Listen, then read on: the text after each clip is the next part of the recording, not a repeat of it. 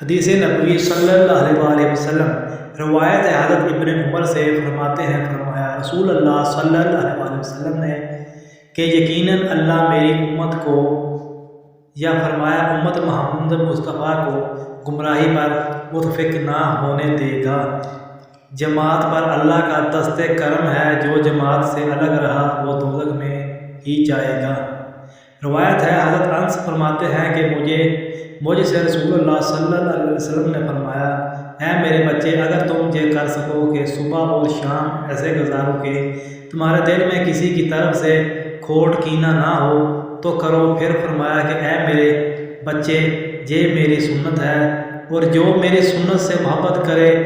اس نے مجھ سے محبت کی، اور جس نے مجھ سے محبت کی وہ جنت میں میرے ساتھ ہوگا۔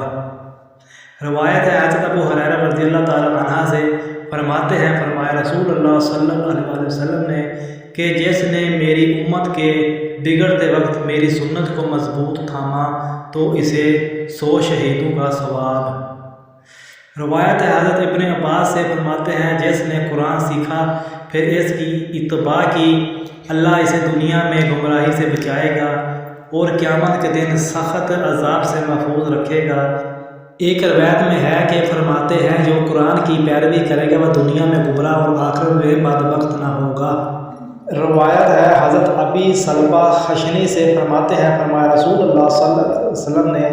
کہا، اللہ نے کچھ فرائض لازم فرمائے، انہیں ضائع نہ کرو، کچھ محرمات حرام کیے، ان کی حرمت نہ توڑو، کچھ حد مقرر کی، ان سے آگے نہ بڑھو، کچھ چیزوں سے بغیر بولے خاموشی کی، ان سے بحث نہ کرو۔